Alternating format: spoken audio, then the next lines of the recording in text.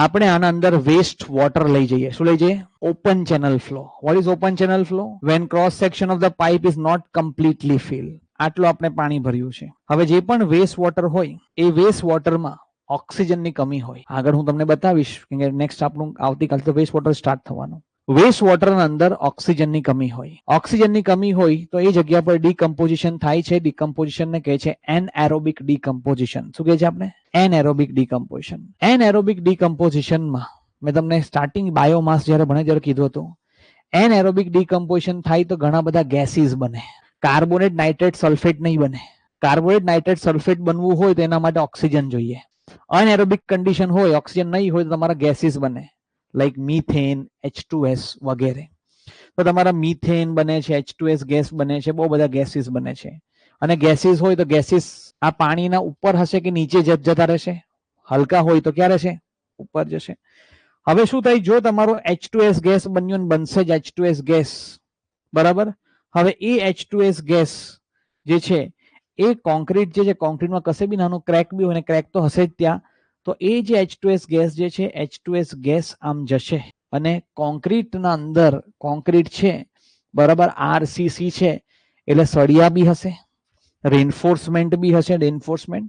તો આ જે છે એ રેન્ફોર્સમેન્ટને અટેક કરે. કોણ? H2S. H2S આ રેન્ફોર્સમેન્ટને અટેક કરે અને રેન્ફોર્સમેન્ટમાં કાટ લાગી જાય, કોરોઝન થઈ જાય, અને એ પ્રકારના કોરોઝનને આપણે કહીએ છીએ H2S કોરોઝન. શું કહે છે? H2S corrosion. શું તમને H2S કોરોઝન બોટમમાં જોવા મળે? કારણ કે ગેસ તો બોટમમાં આવવાની નહીં, ગેસ તો ખાલી ક્યાં રહેવાની?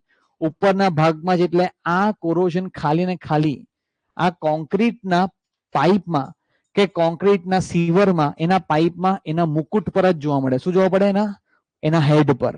એટલે આ જે છે આ કોરોઝનનું બીજું નામ છે. શું કહે છે? Crown corrosion. તો ક્વેશ્ચન બેઠો જ બને, ઇવન ગેટે બનાવ્યો છે કે આરસીસી પાઇપમાં કયા પ્રકારનું કોરોઝન જોવા મળે? શું ટીક કરવાનું? Crown corrosion. ક્રાઉન કોરોઝન ઓપ્શનમાં નહીં આપ્યું તો કયું આવશે? H2S corrosion. એટલે જો સ્ટોરી ક્યાંથી છે? પહેલા સ્ટોરી છે તમારી એનએરોબિક ડીકમ્પોઝિશન. કે વેસ્ટ વોટરના અંદર ઓક્સિજનની કમી હોય.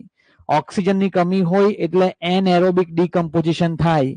એનએરોબિક ડીકમ્પોઝિશનની કનેક્ટિવિટી બેસાડી ચેપ્ટર નંબર 2 થી કે એનએરોબિક ડીકમ્પોઝિશનમાં શું બને.